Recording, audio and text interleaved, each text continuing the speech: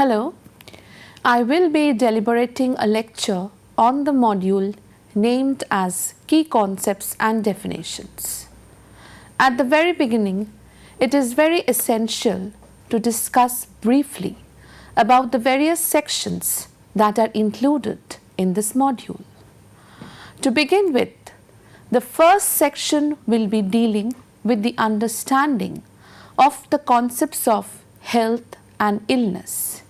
And here we will see how the eminent scholars related to the field define the two different concepts. I will then move on to the second section, which deals with the concept of religion and spirituality. Here, I will try to focus on how religion and spirituality leads to the strengthening of social bonds. In the third section, I will try to speak on the concept of healing and its varied types.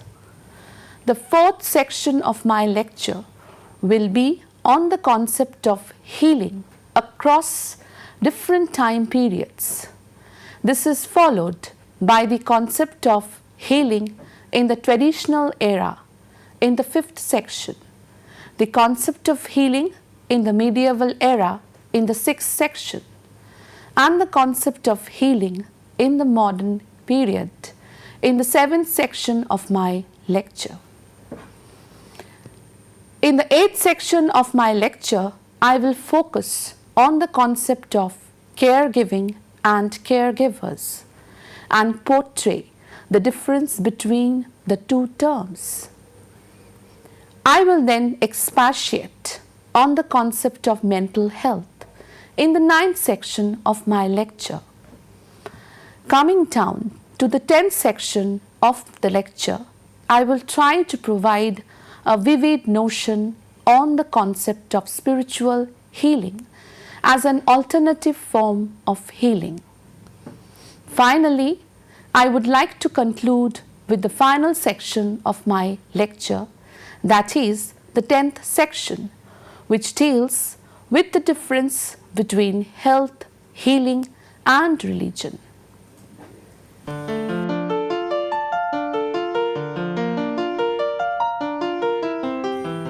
In this section, we will have a brief discussion on the concepts health and illness.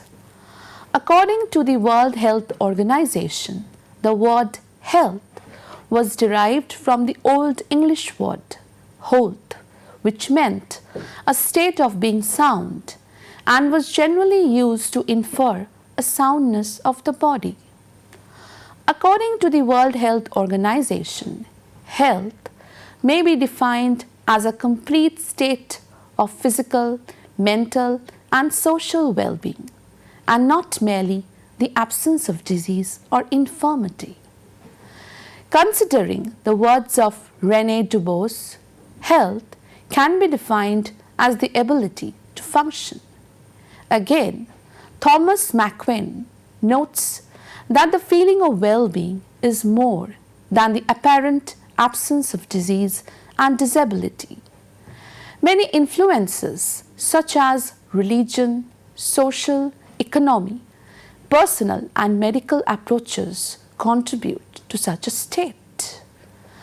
Another noted term on which I would like to shed some light is the concept of health behavior. It is an action that is taken by a person to maintain, attain, or regain good health and to prevent illness. Health behavior reflects a person's health beliefs. Some common and noted health behaviors are exercising regularly, eating a balanced diet, and obtaining necessary inoculations. Therefore, systematic activities to prevent or cure health problems and promote good health in humans are undertaken by healthcare providers. Let us come down to the concept of illness. The concept of sickness has two main dimensions, which are disease and illness. Sickness involves the concept that combines the biomedical model, that is disease, with the socio-cultural context of the patient, that is illness. From the sociological parlance, illness involves a subjective state which is united with the concept of an individual's psychological consciousness of having a disease or pain. It can be noted that whenever an individual suffers from any disease, then that person is stigmatized in the society as being ill. Stigma is a mark of disgrace that sets a person apart. When a person is labeled by their illness, they are seen as part of a stereotyped group. Stigma brings experiences and feelings of shame, hopelessness, distress, misrepresentation in the media, and reluctance to seek and accept necessary help. Therefore, health physicians across the world are devising new ways to combat diseases that are affecting the individuals in the society.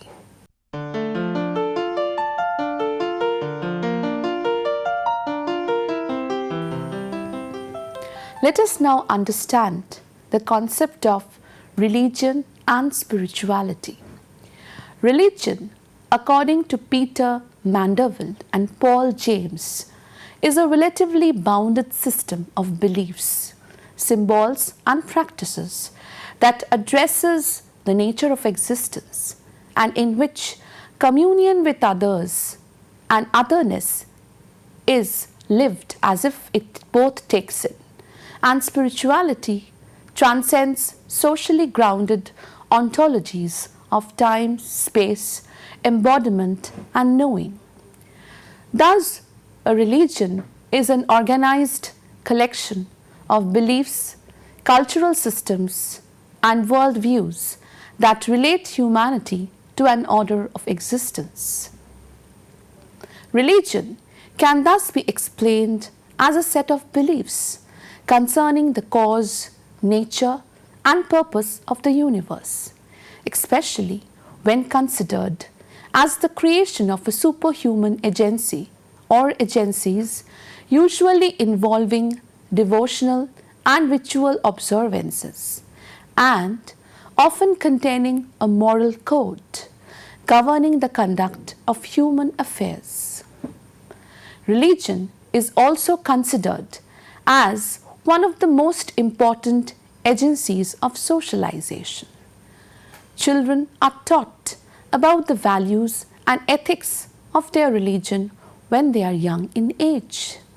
Later in life, it is on the individual himself that whether he would believe in the concept of religion and abide by its rules, or he will remain an atheist throughout his life.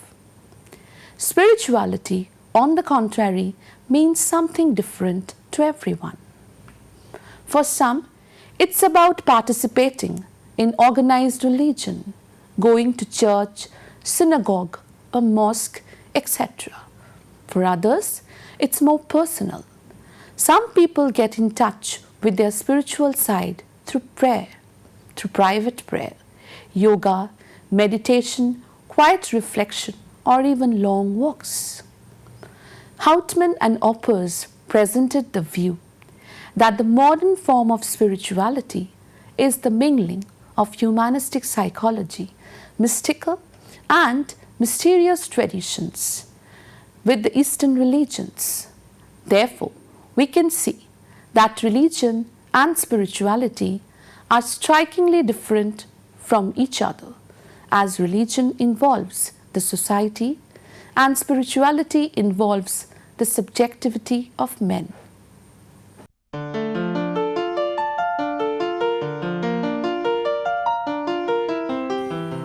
The present section provides information as to what we mean by the term healing. Healing is the process of restoration of health from an unbalanced, diseased, or damaged organism. With physical damage or disease suffered by an organism, healing involves the repair of living tissue, organs, and the biological system as a whole, and resumption of normal functioning. As defined by Burkhard and Nagai Jacobson, healing is a way of living that flows from, reflects, and nourishes an individual spirit. When biomedicine fails to restore the health and well-being of an individual, then one resorts to spiritual healing. It helps to uphold one's health. Highlight on meditation. Explicit bodily movements are also emphasized in order to reinstate the physical condition of one's body. There are many types of healing present in society. The different types of healing are mainly magical healing, shamanism, witchcraft, folk healing, Ayurveda, yoga, Reiki, meditation, Tai Chi, spiritual healing, and ritual healing. I will elaborate the different types of healing in accordance with the chronological order in the next part of my lecture.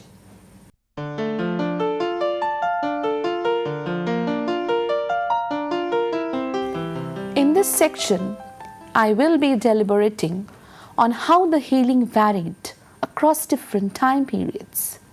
Healing is one of the most widely recognized concepts since time unknown. We can notice that from the time when religion as a vibrant belief of the people emerged in the society, it is since then that people started to look for various avenues in order to heal a sick person. Biomedicine didn't develop during that period, which thus made spiritual healing one of the most demanding trend in the ancient time.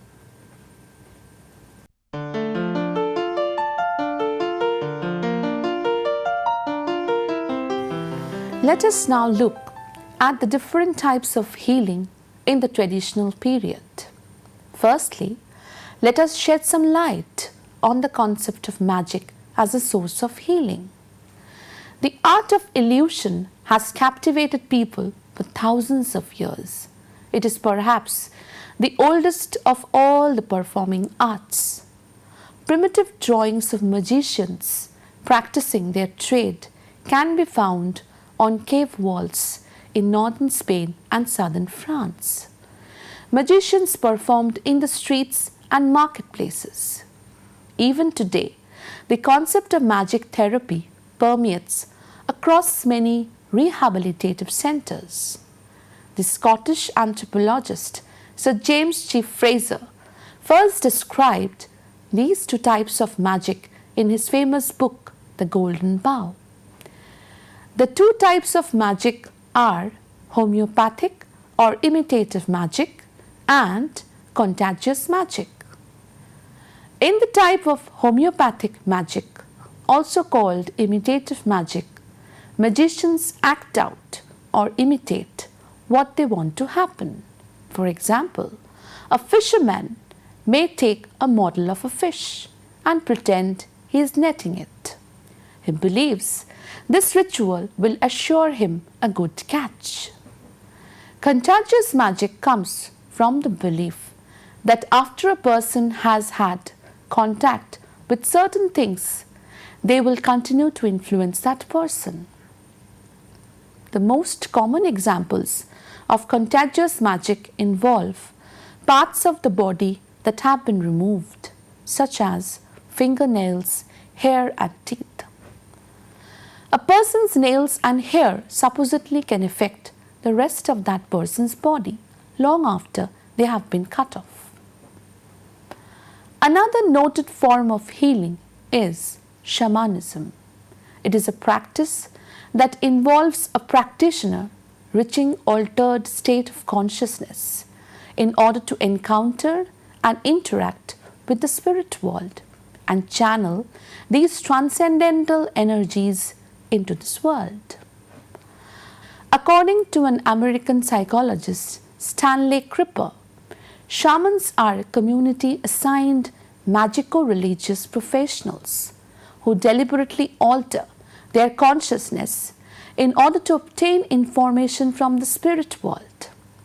They use this knowledge and power to help and to heal members of their community, as well as the community as a whole.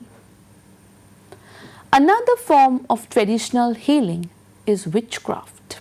It broadly means the practice of and belief in magical skills and abilities that are able to be exercised individually, by designated social groups, or by persons with the necessary esoteric secret knowledge.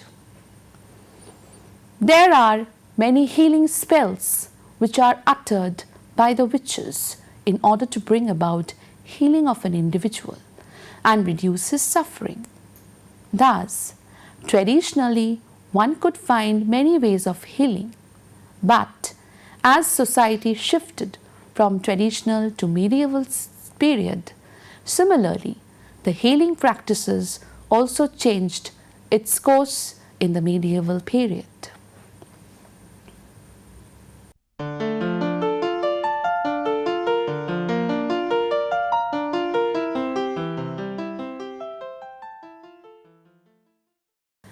We will now study the healing practices that were prevalent in the medieval period.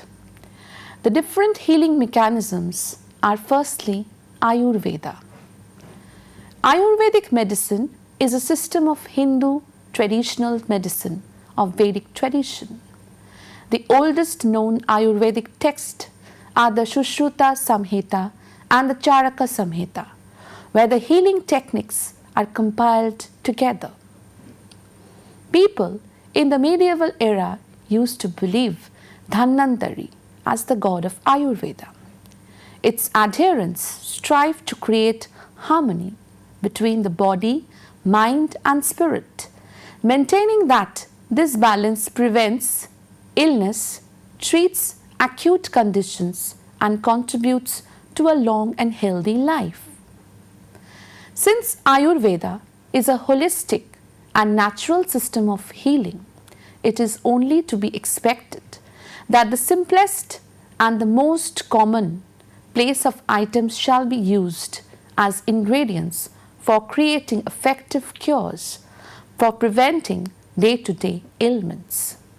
The main herbs that are used are neem, tulsi, rita, shikakai, amla, brahmi, and so on. The second form of healing in the medieval period is yoga. Yoga is physical, mental, and spiritual practices or disciplines that aims to transform body and mind. Yoga gurus from India later introduced yoga to the West following the success of Swami Vivekananda in the late 19th and early 20th century.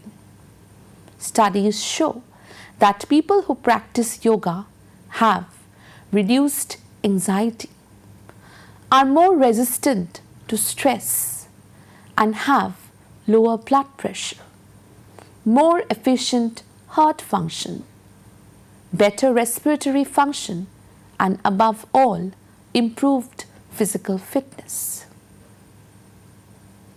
The third form of healing practice is a technique commonly called palm healing or hands-on healing, which is often recognized as a form of alternative medicine and is sometimes classified as Oriental medicine by some professional medical bodies.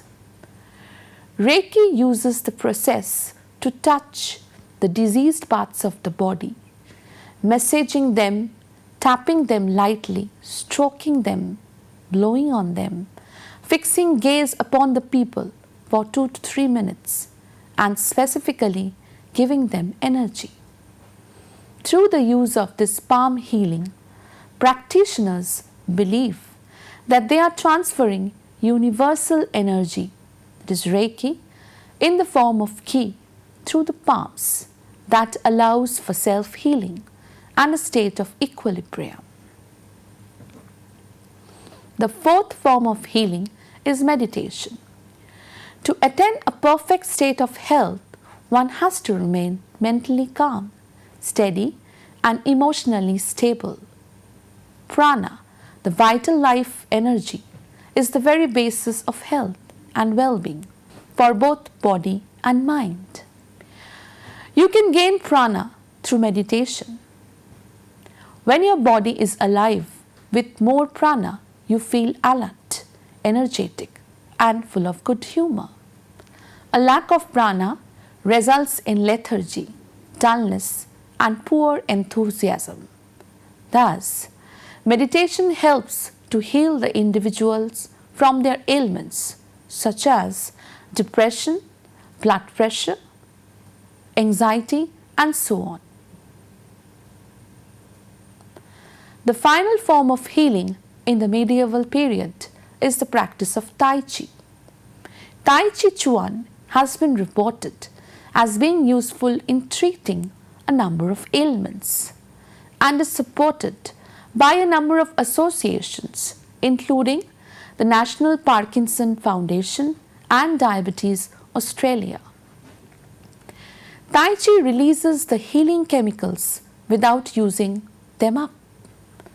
The human body produces chemicals which are then utilized by the body to heal the other parts of the body where damage has occurred. Therefore, it leads to a certain kind of fulfillment among the individuals. Therefore, from the traditional period came the medieval period, after which came the modern period. Thus, time flagged by, and keeping at par with the change in time, the healing practices changed too. But these practices of attaining healing of an individual did not perish away with changing times.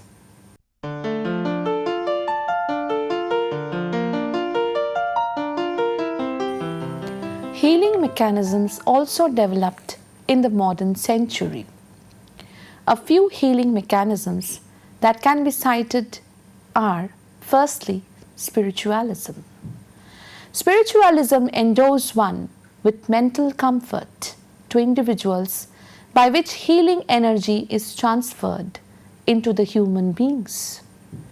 It produces an energy within them which makes them to have the fervor to do their utmost in life. The second form of healing in the modern era is the process of ritual healing. Ritual healing is a form of traditional or alternative medicine rooted in spiritual or religious practices. Ritual healing can involve a wide range of ceremonies and materials depending on the culture and may be used to treat physical, mental, or emotional problems. For example, Sangomas are traditional healers in South Africa who use medicinal herbs, drumming, and animal sacrifice to summon the spirits of the ancestors, treat disease, and address other concerns in the community.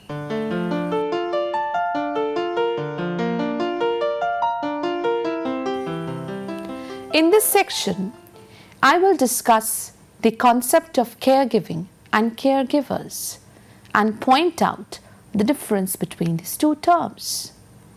A caregiver or carer is an unpaid or paid person who helps another individual with impairment with his or her activities of daily living. Any person with health impairment might use caregiving services to address their difficulties. Caregiving is mainly used to address impairments which are related to old age, disability, a disease, or a mental disorder.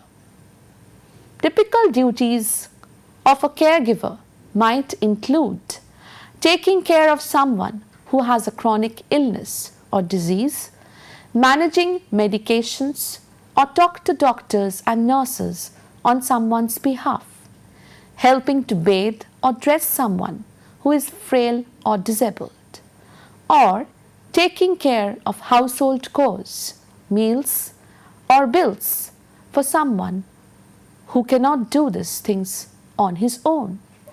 Thus, the process of caregiving through the caregivers brings about the psychological well-being of the individuals. Sometimes the caregivers too needs caregiving, as they too are human beings, and thus needs healing at times due to different situations. One can notice that religion in itself acts as the caregivers, while the followers of the religious ethics are the care receivers.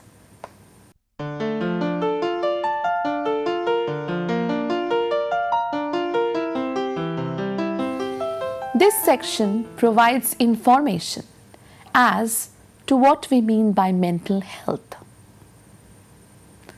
Mental health is a level of psychological well-being.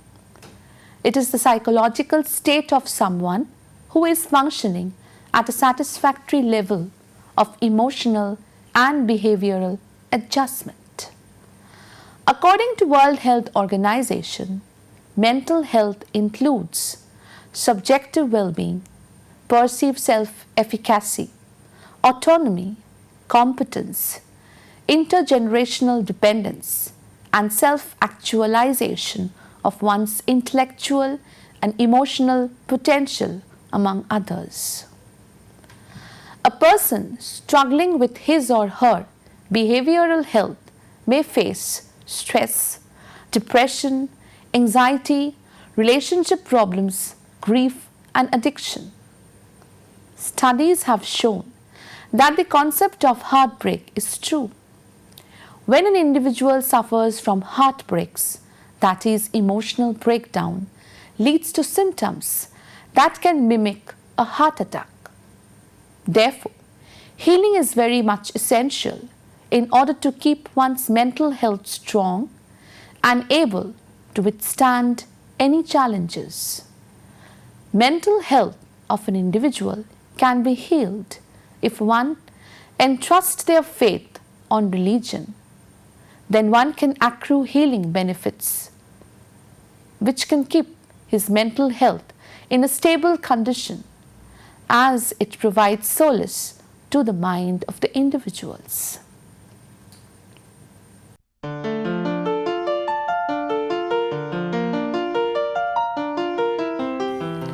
The present section provides a vivid notion of spiritual healing as an alternative form of healing.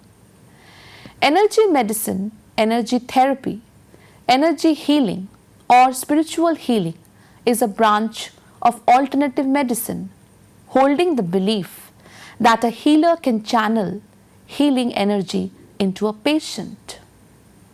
Spiritual healing is largely non-denominational. Traditional religious faith is not seen as a prerequisite for effecting a cure. Another form of mental healing involves visualizing your immune cells winning a fight against harmful viruses, bacteria, or cancer cells. One way to do this is to visualize your immune cells engulfing and destroying, for example, any harmful virus particles in your body. You can combine this with the spiritual healing techniques by retorting to oneself statements as, "And the healing light of God shines down upon me. It permeates my entire being, healing me physically and emotionally. It dissolves away anger and fear and fills me with love and forgiveness." Hence, attaining spiritual healing acts as an alternative state of medicine for the individuals.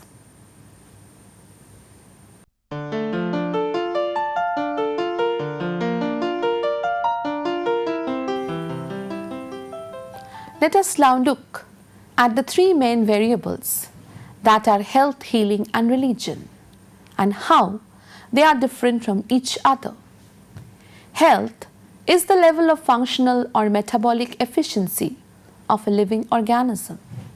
In humans, it is the general condition of a person's mind and body, usually meaning to be free from illness, injury, or pain. The World Health Organization defined health in its broader sense in 1946 as a state of complete physical, mental, and social well-being, and not merely the absence of disease or infirmity. Healing, on the other hand, is the process of the restoration of health from an unbalanced, diseased, or damaged organism. Similarly, the term religion denotes an organized collection of beliefs, cultural systems, and worldviews that relate humanity to an order of existence. The three terms are very much striking from each other, as health is the physical well-being of the individual. Healing is an internal factor which is often promoted by different religions in different ways.